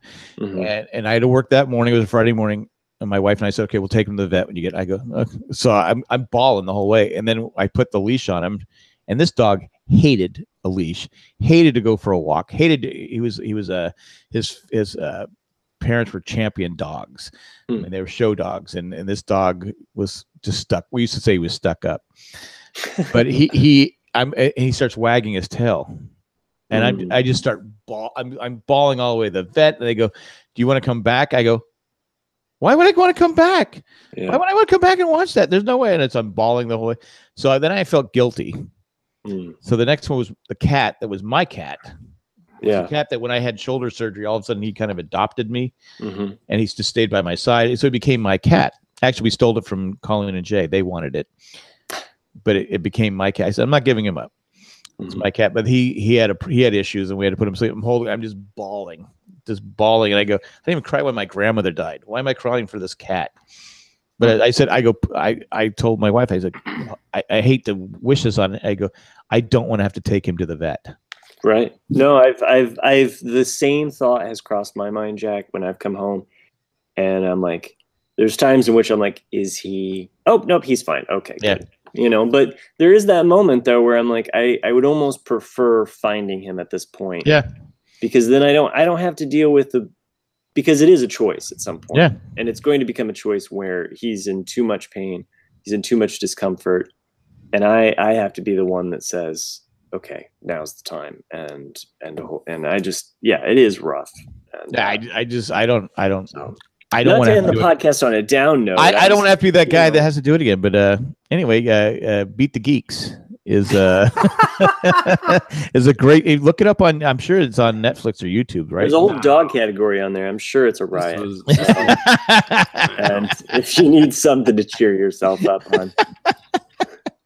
Up some cat and dog videos, dog videos and things you can do with Rachel from Friends. Ooh, take her to the vet. Not the two combined though. Yeah, come here, Rachel. Come on, boy. Sorry, it's a good name for a dog, especially if it had that haircut. Yeah, it has the Rachel do. You were saying, Nick? Well, I was going to talk about the vet. Luckily, I never had to have that experience of actually putting down an animal because most of our dogs were outdoor dogs. And so when they passed away, they usually just walked off, and then we found them later. Right. You mean they didn't just disappear like a Jedi? Yeah, they just vanished.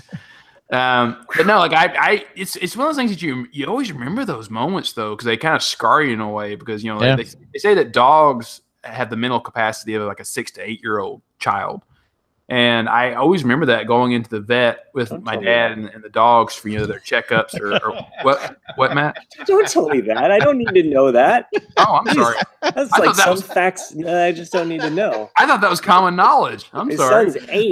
I didn't know that either. I can relate. Yeah. Jeez. Oh, yeah. Okay. But you remember that, like you take them in, just to get their routine checkups, but because, dogs feel vibrations, which is different than us, they feel that fear or the feeling when they go into the vet, and like you can see them for it's normally like a friendly, happy dog. To all of a sudden, their tail's tucked under, they're shaking, they're like right next to your leg. Friend. Exactly. And it just, oh. Oh, well, I hope. I'm sorry to crush your world there, Matt. Yeah. Well, so much for it. I thought we were going to go happy, but Nick brought back the dark side. Yeah, I know. Well, it's because you guys were already there, and so I had that story, and I was like, oh, well. Hey, guys, you want to talk about the ending of Lost? Yeah. When they had to put Jack to sleep. Did you guys know that Randy to that dog? Yeah. Did you guys know Randy Newman wrote My Little Buttercup? Hey, did you just see Randy Newman in concert? I did see Randy Newman in concert. I think I saw that on Instagram. So how was it? How was Randy Newman? How old is Randy Newman now? He's getting on up there. He's got in his 70s. So Short He could still people. run for yeah, president. though. Randy Newman does not tour a lot, and this the only show he did this entire year so far is this one at the Hollywood Bowl, and it was advertised as Randy Newman albums only because he doesn't have that many albums. He's mostly wrote for soundtracks, and it was actually a delight to see in concert. It's Did you go with Cliff?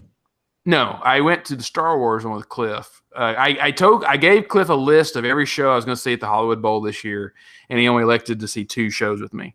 Bitcoin's kind of been tough on him, huh? It's been dropping in value for sure.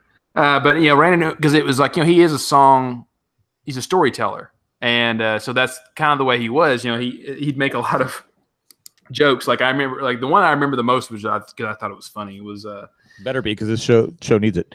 Oh, okay. You've got an end in me. yeah. My best friend and me, man's best friend and me. He was talking about "You Can Leave Your Hat On," that song. Oh, thank You you. can leave your hat on your dog. And Did I ever tell you about my first dog named Buttercup? Buttercup. Yeah. But Sorry, go ahead. He was talking about "You Can Leave Your Hat On," which is a song he wrote in 1972 or 71, and it was made famous kind of by Joe Cocker because most of Randy Newman's famous songs were made famous from covers.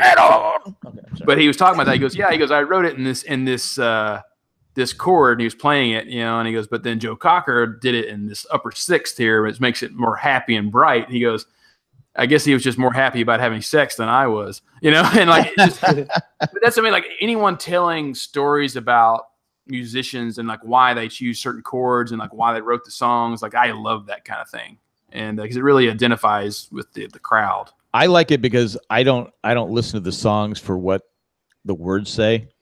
It's not till they say, "Oh, this is why I wrote this song." And I go, "Huh, okay." I don't listen to the music for that. I just either the song's good or it's not. Okay. It's just like so. Well, that's what. But I do like with VH1 where they talk about behind the music. Oh yeah, or the songwriters. VH1. Yeah, when they say this is why I wrote the song. Like this is like Heart had a song, and this I was like, I wish I could do the whole story, but it was interesting how I go. Well, I never would have known that was that song was about until she said it. So I do. I'm like you. I do like when they tell why they wrote that song. Yeah, because it meant something to them. Yeah, exactly. And then you can identify. I mean, sometimes it's good, sometimes it's bad when they do that because a lot of songs are so open that you make up your own story. Oh, this song means this to me. And then if someone tells you like, oh, this is why I wrote it, like the ending of Lost. Or yeah, but I'm thinking like Sweet Caroline, like by Neil Diamond. That song you're like, oh, that's a good song. And then you realize he wrote it about Caroline Kennedy or something. Oh yeah, sorry. And yeah, that's right. That's kind of weird. You're like, why would you write that about Caroline Kennedy, who was just a child at the time? And why are your hands reaching out? Yeah. Touching you, touching me. And, you think about that. That's he should be in jail. I know he's having physical. I mean, he's right. He's got health problems right now. Too soon. Right. But yeah, I forgot it was about Caroline Kennedy, and she was only like 7 or 8, right?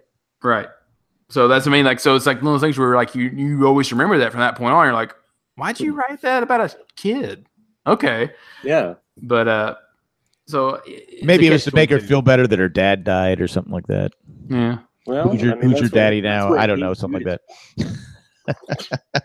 But yeah, Randy Newman was great. I like seeing a lot of artists, especially these baby boomers that are getting ready to retire and aren't touring as much. It's still because he probably doesn't need the money. I was always fascinated with these guys. Like we went and saw Steve Miller, my wife and I go, there's no way this guy needs the money. There's just no way. But he's in his 70s and he's out there touring and but you would like to think that.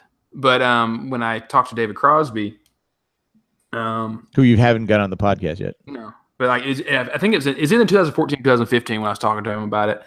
He was telling me about the music industry and how like it sucks right now because everything is going to Spotify and iTunes, right?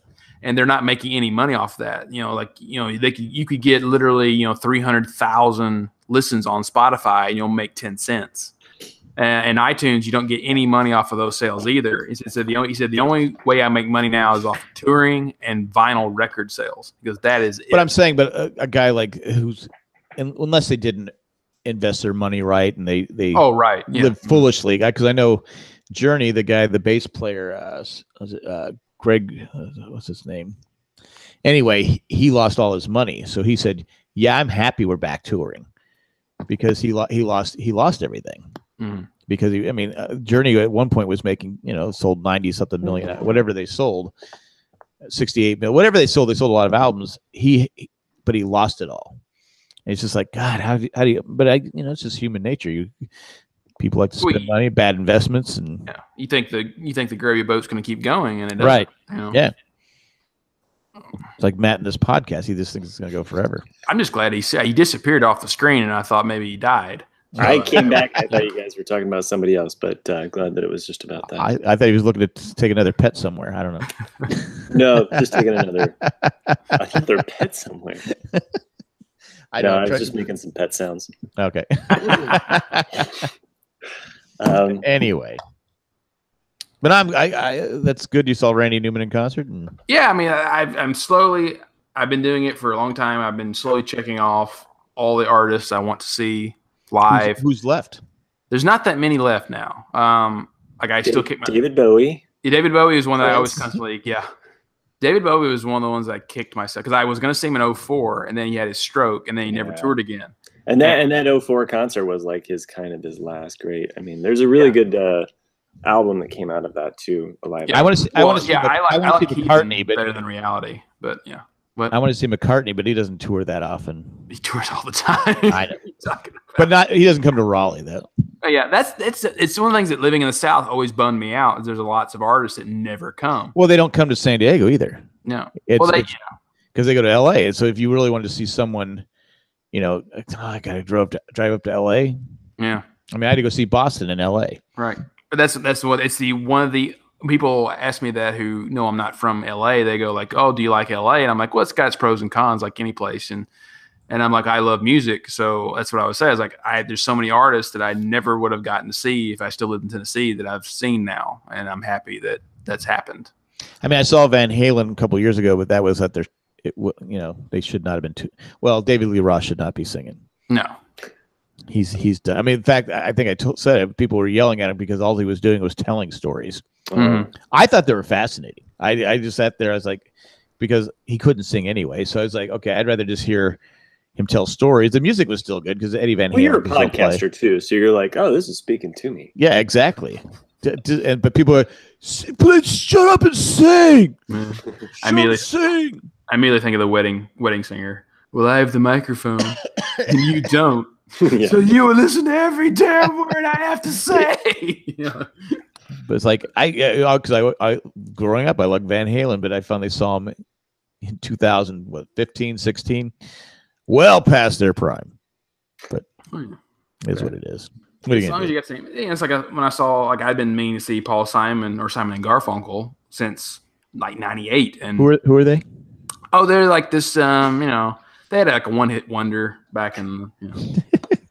But the timing was never right for whenever they would be in somewhere in my area, and so Paul Simon announced he was going to retire. So I was like, okay, I've got to do it now, and so I saw him in May, and it's like, hey, I'm glad I got to see him. But exactly like I was saying, like his first couple songs, you could tell he probably had zero vocal warm up before he did, because like his voice was horrible the first couple songs, and then after that he was fine. Man walks down the street saying, "Why am I soft in the middle now?" I hope people feel hello darkness, my old friend. Anyway, I hope people feel the same way about my singing earlier on. Well, I think they know that they better get here. They better see you soon. Well, you were better than the original artist. Oh wow, that's high praise. Yeah. Better than Jay? Is that what you're saying? He's better than Bob. Oh, yeah. His lyrics are a lot better though. Just a little bit. Anyway, well, if Chris was here, you'd say this is time to wrap it up. He would have said that probably 20 minutes ago, but well, his mic doesn't work. Hey, be back in 2 and 2, and you'll get to see Chris next week. Yeah, and we did post the entire video last week of the Ramblecast. I'll do that again this week. Oh, thanks. Yeah. Did you get eating more? You were eating cheese. What were you eating last week? Cheese. So this week's meal while podcasting is still cheese curls. Cheese by curls. Planters. And instead of from pecans, I'm eating Kroger brand cashews. Oh, I'm always the muncher. And my beer of choice for this week is Coronado Brewing Company's Mermaid's Red. Coronado. Yes, leftover from Comic-Con. I was going to say that's got to be from Coronado, Coronado Island, right? Yes, that's the brewery there. But like you, it's hard to find the Coronado Brewery Company in LA. But I bought a 6-pack of it while we were at Comic-Con, or a 12-pack. I think it was a 12-pack, and so I had some left over. So I was like, I'll have this tonight. Nice. I like reds and ambers. I like a good medium beer, not so much lager, not so much IPA. Something neutral, right? Not neutral, but just something that's a little heavy but not too hoppy. I don't know. The beer one of the beers I liked most was it was 1664. We first got it in Switzerland, I think. Oh yeah, that's a French beer. Yeah, and you can find it once in a while here. Yeah, but it's not. I just love the beer. I don't know what it is. Yeah, when in Rome. When in Rome. There was one that I had.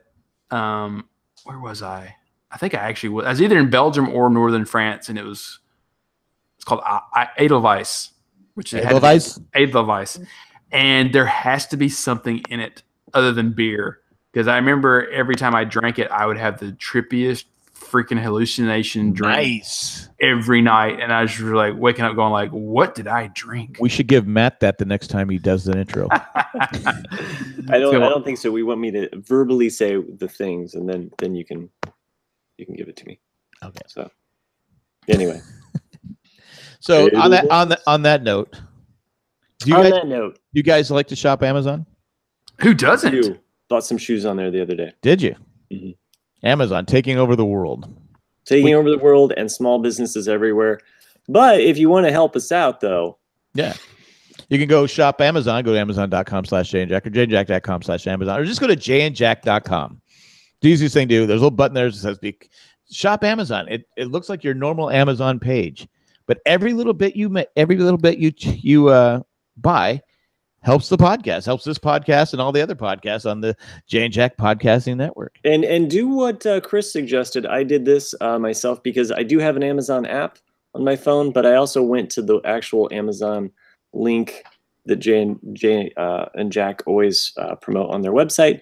And I actually used that Amazon link and just kind of made that a little bookmark on my phone, so I can just pop that open when I want to make the purchase. I might even use the Amazon app, but when I'm ready to make that purchase, I go to that little link and then I click confirm. So. And if you want to find out what Chris wrote last week, we're still looking for that $5,000 mark. So you become a patron. Go to jayandjack.com, and there's a button that says become a patron. Anyone can do it. Anyone can become a patron. And you can watch this show. We do once a month we do a Patron's Choice show where anyone who's a patron can join us. And I think next time we just said we're going to do a Q&A, right? I believe so. You wanted to do an Ask Me Anything, an AMA. Ask Me Anything.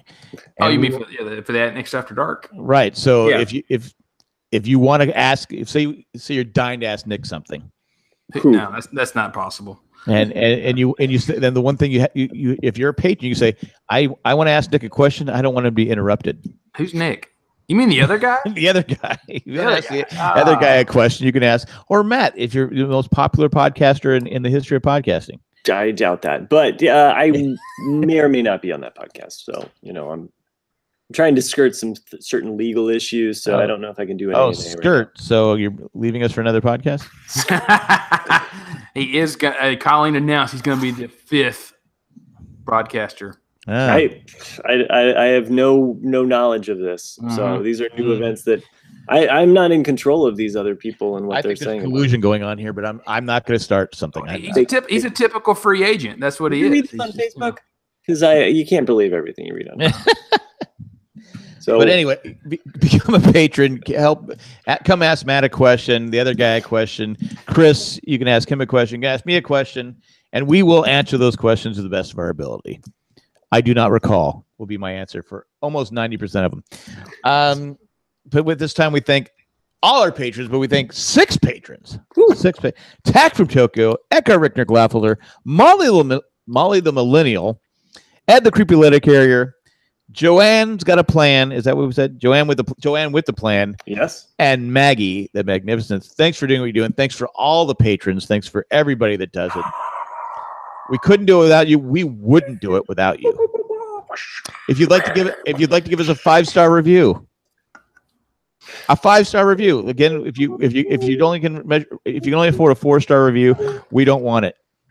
We only take the 5-star reviews. Only the 5 stars. Yeah. So if you're too cheap and only want to give us a 4-star review, we don't want it. I could lie and say, yeah, we'll take your 4-star review. We only want a 5-star review. Go on iTunes High praise. and give us a 5-star review. That's it. That's all I got. Great show. Great show, kids. 1 in a million. Wait, that's my line. I wanted to be the favorite. Don't get cocky, kid. That's all right. Go ahead. Remember, the Ramblecast will be with you. Hasta luego and goodbye. You guys aren't saying anything? You already say it? Great show, kids. Great. I already said my own. I said, great kid, don't get cocky. That was me. You already took my line. All right. Bye.